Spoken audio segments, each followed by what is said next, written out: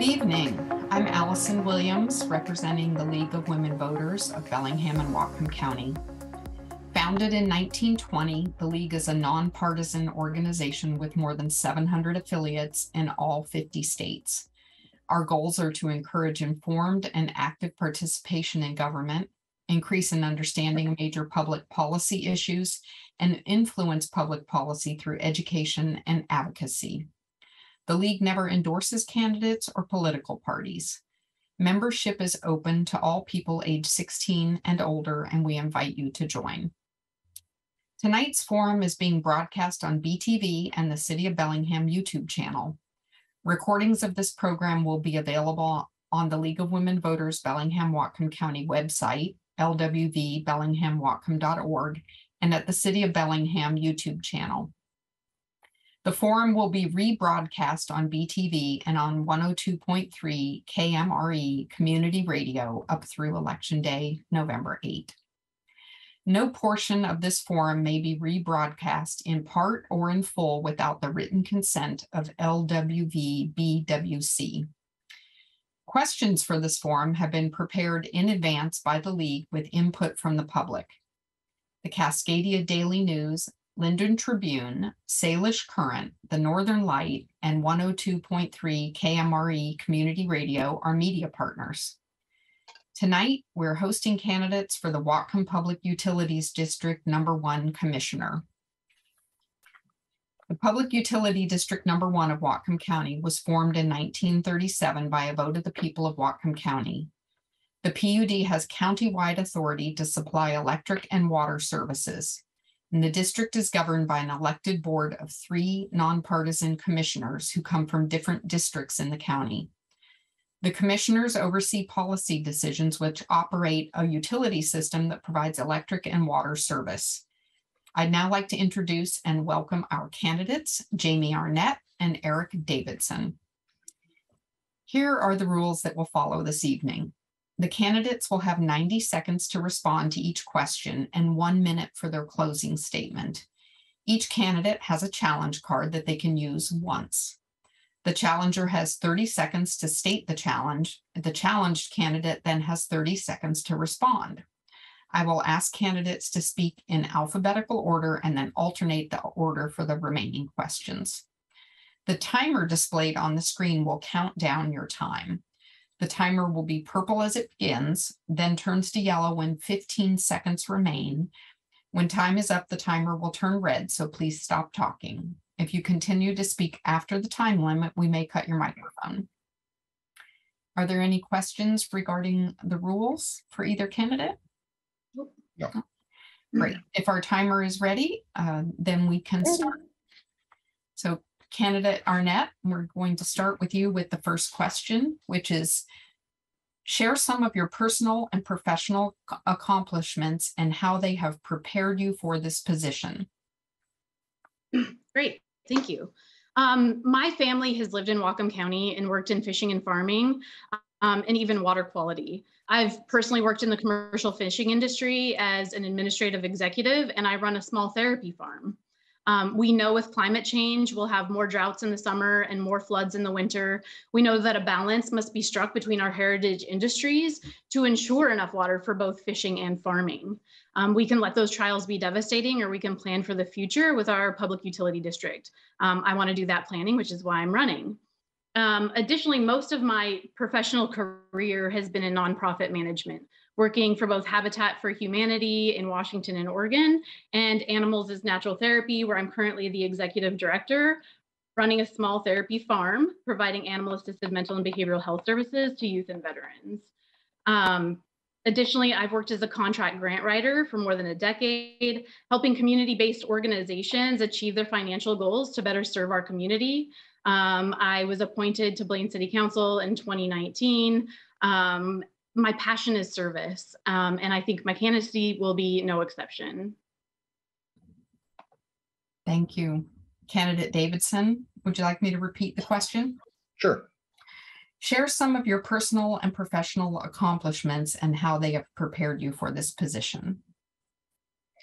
Well, I mean, I think I've been working on professional accomplishments and getting prepared for something like this all my adult life. I spent 22 years in the Air Force and Air Force Reserve, having to make a lot of sacrifices with family, having to make a lot of hard decisions, having to manage a lot of people, and then uh, uh, when I was in nursing school, and since having been a nurse, I make hard decisions every day. I make um, decisions that affect people. Give bad news every day if I need to, uh, and then in the last 10 years or so, I've been working with the city of Blaine. For the first 5 years, I was the chairman of the Public Works Committee, and in the city of Blaine, Public Works is not just potholes and cutting trees, but it's also sewer, water, and electrical. So, I was pretty deep in managing that. In the last 5 years, I was elected and then reelected to Blaine City Council, and have worked closely with Public Works on Blaine City Council, and understand that every decision that I make on the Blaine City Council, whether it's a rate hike here or a property tax increase here, that affects everybody. And sometimes it has to happen. But I've been doing that for a lot of years, and I feel like my experience fits perfectly into the Public Utility District. Thank you. So we'll start the next question with you, candidate Davidson. What do you see as the most important contribution of the PUD in the last 3 years? In the last 3 years, there's been a lot. I think the most important one. I mean, there's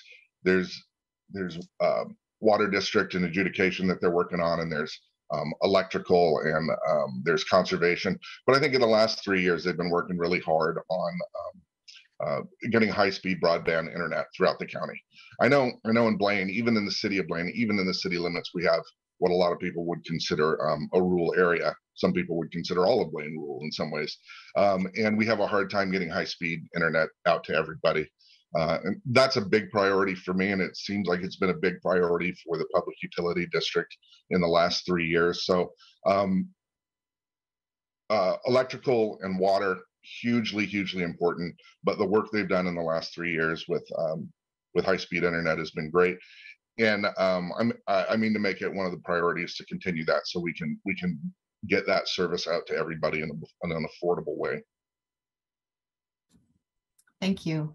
Candidate Arnett, what do you see as the most important contribution of the PUD in the last 3 years? Yeah, I would have to agree that the largest contribution is to deploying high-speed internet to all of Whatcom County. Unfortunately, our PUD is about 20 years behind in providing that service, and they've made some good strides recently. Certainly not on their own.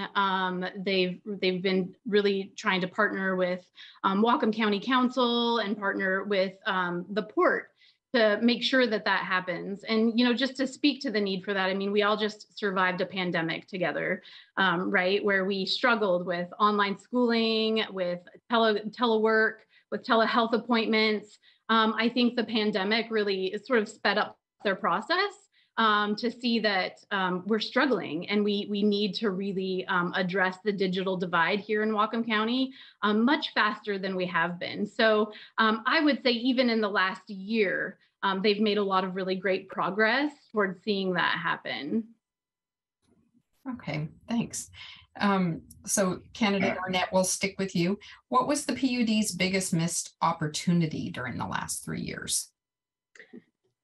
That's a great question. And I think that also goes back to broadband. I spoke to that, just a second ago, that we're 20 years behind. The pandemic sort of revealed the need for high-speed internet and the fact that we have not been doing enough fast enough. They've done a lot of work in the last year, but they missed, thousands and thousands of dollars in grant funding over the last couple of years that could have been really beneficial in deploying that fiber. So while I, respect that a lot of work's been done in this last year, there were a lot of missed opportunities, especially around funding for the broadband infrastructure that we need. Okay, thanks. Candidate Davidson, what do you see as the PUD's biggest missed opportunity in the last 3 years? Well, not to repeat what Jamie said, because I kind of agree with her there, is that yeah, there's been a lot of missed opportunities. I know with the city of Blaine, during COVID, we tried really hard to work with the other small municipalities, tried to work with the county, tried to work with the city of Bellingham, and really we were able to accomplish a lot more as a group. And we found that doing that during COVID uh, has been great, and carrying it over since COVID uh, has been fine as well. And I think that's a missed opportunity on the Public Utilities District. The the commission needs to work with all the municipalities a lot closer. They need to lobby a lot more in Olympia. Blaine has been very successful with their lobbyists getting monies for the city of Blaine, and if the Utility Commission can do that, if they can work with all the municipalities and make our needs known, there's a lot of grant money that's potentially out there. Okay, great. Thank you. We did have a question further down in our list about broadband access. So I'm just going to stay on that topic for just a minute and give you an opportunity, and we'll stick with candidate Davidson here. Is there anything that the PUD is not doing? Is there anything more that you would add that the PUD could do to improve broadband access? Both of you have spoken a little bit to it, but here's a chance to add anything else in. I think the PUD is doing a lot of really good work for it, but I think as a lot of governmental agencies can do, they can always reach out to other partners. The PUD can make partners with all the municipalities. They can make partners with a lot of really intelligent, really good, really forward-thinking private entities, as well as kind of thinking out of the box when it comes to internet service. I live in the middle of the city of Blaine, and for internet, I don't plug into the wall. I do my internet through the phone, right? So does it all have to go through old ways of doing things, or can new technology help us? And as new technology comes online, it should be easier and easier. And I feel like reaching out to those different organizations, both municipal as well as private enterprise, will be great for the internet challenge that we're facing in Whatcom County. Thank you. Candidate Arnett, a chance for you to add in addition to what the PUD is currently doing and has done about broadband access, is there anything else, if anything, that they could do? Yeah, so I think the first step that needs to be taken when dealing with broadband is to define our goals. The FCC defines high-speed internet as 25 megabits upload and 3 download. And if you just survive the pandemic, you know that's it's not the case. That would be underserved. That speed supports short bursts of data, not teleconferencing for work or school, not telehealth. I think good goals would be to start at 100 megabits per second up and down. I think we want an open access fiber optic network to provide last mile service to all of Whatcom County. I think we want a comprehensive dig once policy to ensure affordability. And while attracting competitive internet service providers, we want to retain our retail authority where additional service doesn't exist. But I also think that we really need to be looking towards what does digital inclusion mean? So in that, the definition is it involves all the activities necessary to ensure equitable access of information and communication for participant in social and economic life. That includes work, school, health, social activities. I think that equity should be built into all of the decisions we made, and we need to prioritize those that have no service or are underserved, and we need to provide some sort of affordability when we're dealing with ISP providers to ensure that low-income families can also be served. Thank you both. Well, let's switch gears. Candidate Arnett, you'll start out answering this question, which is, how are the regional impacts of climate change likely to affect the PUD's planning for water and energy? And if elected, what actions would you recommend to address those impacts? Yeah, so I think that climate change is already impacting the PUD. As I stated in my opening statement, with climate change, we know that we're going to have, floods in the winter and droughts in the summer, and we have to prepare for that future. I feel like there's no shortage of technical solutions for how the PUD can manage these sorts of things. When it comes to water, we have to ensure, that the tribes are able to fish. The Treaty of Point Elliott actually secures that right for them. But we also have to provide water to farmers. So the adjudication process is, while that's good, I think it's a yes and approach. There's, again, not a shortage of technical solutions on how we do that. I think that the PUD can certainly use their large and senior water right to pipe water to ag customers. I think there's a really great study brought out by the Nooksack tribe talking about how forestry practices can impact in-stream flows by up to 50%, and we can work towards conservation of water. As far as electricity goes, I think it would be great if we start looking towards generation of electricity here in Whatcom County, including things like community solar, perhaps, turbines and piped water, perhaps you're looking at biodigesters that provide electric. Those are all ways that we can help. Thank you. Candidate Davidson, how are the regional impacts of climate change likely to affect the PUD's planning for water and energy? And if elected, what actions would you recommend to address those impacts? Well, I mean, certainly climate change is going to affect water in the county. I mean, water in the county, water's got to be our most precious resource. We can figure out how to produce more energy. We can figure out how to make get internet service to people. But water it's just a resource that we have to make sure we work hard on. I think a long-term planning. I think working with the tribes, different municipalities, as well as agriculture, to really figure out the greatest need. And a win-win for everybody. Like Jaime said, adjudication is here, but that doesn't mean no collaboration.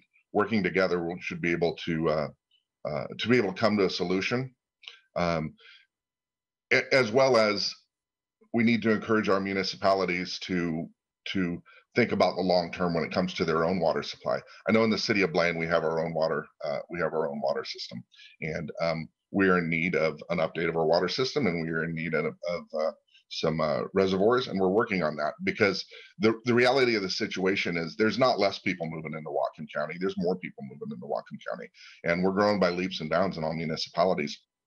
And we've got to look long term, and we've got to look on a larger scale for the future for everybody. Thank you. I'm going to send this next question to you again, Candidate Davidson, and it gives you a chance to dive into this topic a little more. What role, if any, do you think the PUD has in the equitable allocation and distribution of water among farmers, industries, cities, local tribes, and salmon? Well, I think with the senior water rights that the PUD has, it can be instrumental, right? But it doesn't have to be an us or them. It doesn't have to be a win-lose situation. We've got to protect our treaties, and we've got to allow people to be able to fish for salmon. That's a huge part of not just our economy, but our culture in Whatcom County, as well as we need to make sure that agriculture is protected. But there's ways to do that, and we're not talking easy fixes. If it was an easy fix, we would just do it. But we're talking a long-term commitment from not just the PUD, but the cities, the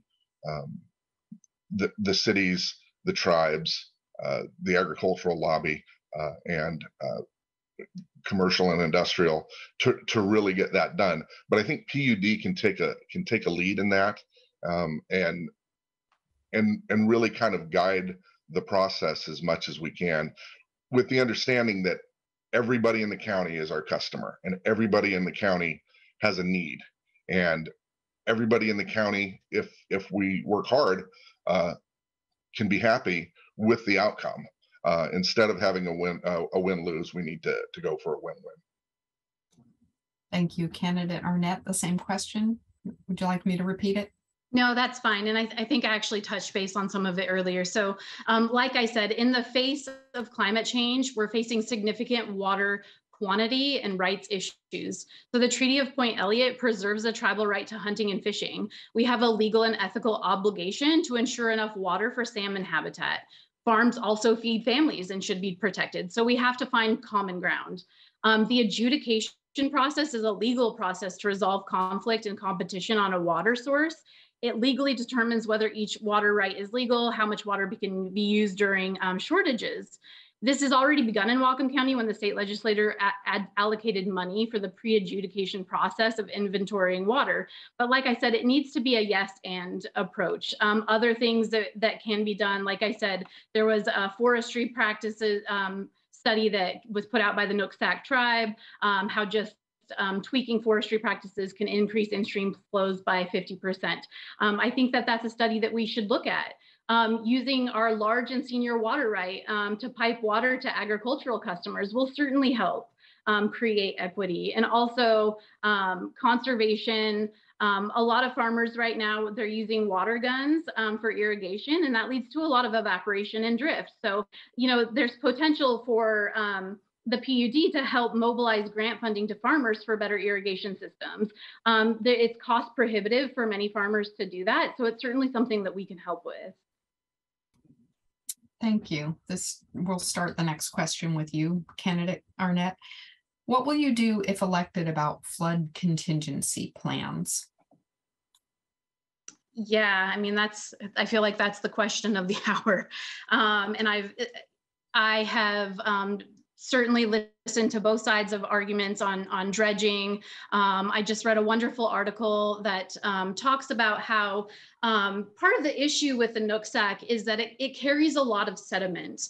It's just the nature of the beast. So all of that sediment accumulates, and people want to say, "Oh, well, we've got to dredge the Nooksack, and that'll help solve the problem." Unfortunately, that will harm fish habitat, and also it's believed that you would have to keep doing that because of the amount of sediment that comes down, but that the sediment isn't necessarily the problem. Part of the problem is that we're removing log jams from the river, and log jams can actually help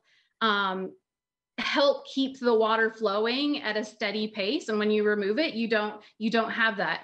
People have talked about putting in levees, but at that point, you're just, and bridges are the same thing. You sort of you create a problem further downriver.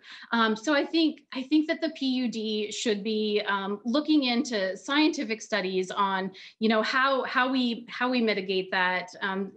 There should be we should be looking at that from a scientific aspect, and we should be again really weighing the priorities of our stakeholders, including the tribes, when it comes to something like dredging.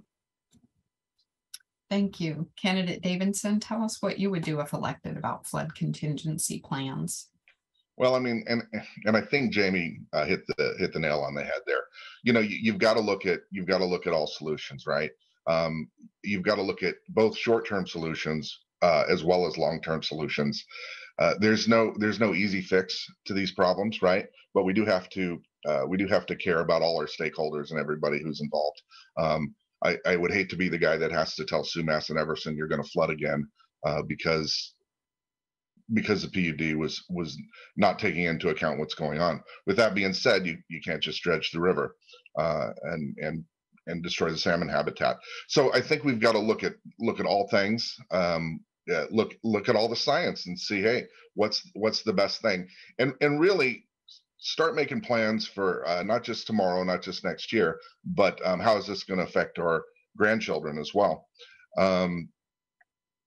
as again, looking toward Olympia and as a community, trying to lobby some funds, trying to lobby some grants to really get out there and make some significant changes because I don't there's so much that needs to be done. I feel like it could be a big help if we could get some state money in here to do that. All right, thank you. Candidate Davidson, we'll start with you for this next question. Do you think the PUD has a role in assisting the development of alternative energy use or production at Cherry Point? Why or why not? I think the PUD has a responsibility for energy use everywhere. I think the conservation of energy. I think alternative energy. I think uh, pushing municipalities to adopt a more energy friendly way of life, so to speak, to make it more of a day-to-day thought process. I know at the city of Blaine, 10 years ago, before I was part of anything in the city, there was a hard line of not wanting to be green. And over time, that line has shifted, um, and we can't move completely away from everything we've been doing tomorrow, but we do over time have to do that. And I'm happy to say that the city of Blaine is working really hard. It's a slow process. We're not a big community. We don't have a lot of extra money like like a bigger municipality might have, but we're making progress. And I feel that that's important that the PUD helps with as well. I feel a push from the PUD, and working with other municipalities to make that happen would be wonderful. It's small incremental changes, and a lot of small incremental changes over time that's really going to benefit not just Cherry Point, but the whole county. Thank you. Candidate Arnett? Yeah, can you repeat that question? Sure. Do you think the PUD has a role in assisting the development of alternative energy use or production at Cherry Point? Why or why not? Oh, great. Yeah, absolutely. So jobs at Cherry Point are incredibly important to our economy. And I think we have a really good opportunity in the future as we look towards development to really assess what our values are as a community and what kind of industries will best serve us at Cherry Point. And, maybe that's a large solar project. Maybe it's a microgrid to help us increase resiliency in the future. I think those are both great ideas. I think it's really important, though, when developing Cherry Point, that we take the time to engage all of the stakeholders in anything we do, whether that's energy production or not. So, and that would be, consulting the tribes, consulting the public, consulting county council, the port, and the PUD. Recently the county executive actually asked the PUD for funding to assist with infrastructure, to assist with a Cherry Point development study. And that would be to ascertain what kind of infrastructure changes need to be made to attract industry. Things like roads and rails, access to electric and water. I think it's an important study and it's a good start. And I'm looking forward to hearing from Don Goldberg actually as to which similar studies have previously been done before they allocate funding. But I'm really excited about the future of Cherry Point, and certainly energy production should be one of those things, one of those industries that are developed at Cherry Point. Thank you. So this is going to be our last question before we move on to closing statements, and we're going to start with candidate Arnett. Do you believe the residents of Whatcom County have a role in the operation of the PUD? And if so, how do you plan to engage and include residents?